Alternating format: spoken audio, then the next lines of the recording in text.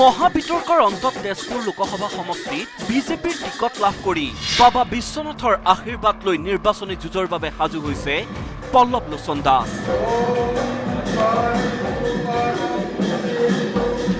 দেওবাৰে পুৱাই বিশ্বনাথৰ বিধায়ক প্ৰমোদ বৰঠাকুৰৰ মটৰ চাইকেলত উঠি বিশাল ৰেলীৰে গুপ্তকাশী বিশ্বনাথ ধামত উপস্থিত হ'ল তেজপুৰৰ বিজেপি প্ৰাৰ্থী পল্লৱ লোচন দাস। ঢোলে ডগৰে সমৰ্থকে আদৰি নিলে পল্লৱক। নিৰ্বাচনত জয়ী হ'বলৈ বাবা বিশ্বনাথৰ আশীষ ল'লে বিজেপিৰ প্ৰাৰ্থীগৰাকীয়ে।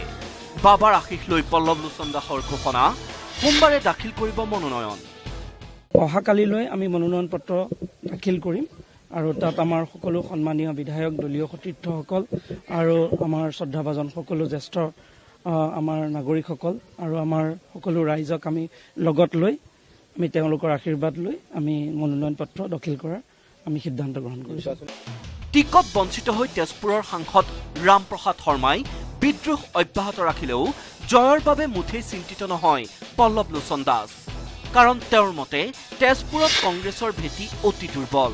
সমষ্টিত ভিত্তি নথকাৰ বাবে এজন স্থানীয় লোকক প্ৰাৰ্থিত্ব দিব পৰা নাই কংগ্ৰেছে।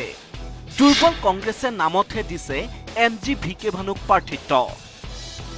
কংগ্ৰেছ দলৰ আজি ভেটি ইয়াত নাই।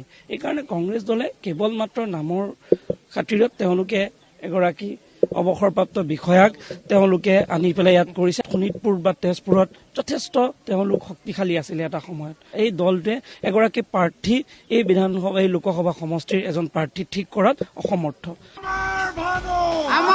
অসমীয়া মানুহৰ আৱেগক প্ৰতিনিধিত্ব কৰিবলৈ ভানু সমৰ্থ নহয় বুলিও কটাক্ষ কৰে পল্লৱ লোচনে।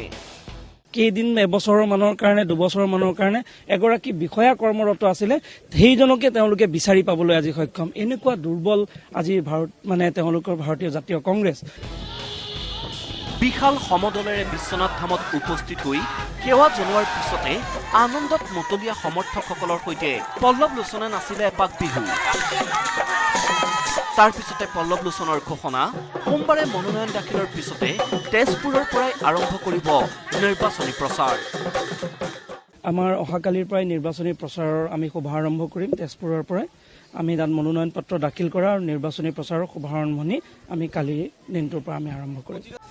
অগপৰ জোচেফ কাফনৰ পিছত দ্বিতীয়বাৰলৈ এগৰাকী চাহ জনজাতিৰ প্ৰাৰ্থী হিচাপে তেজপুৰ লোকসভা সমষ্টিৰ পৰা প্ৰতিদ্বন্দ্বিতা কৰিব পল্লৱ লোচন দাসে।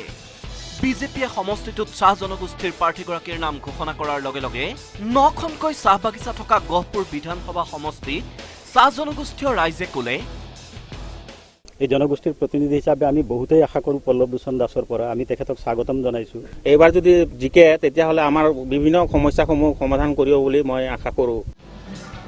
বিশ্বনাথৰ পৰা তুষাৰ হাজৰিকা আৰু গহপুৰৰ পৰা Ramen Bora, news 18 Assam north east.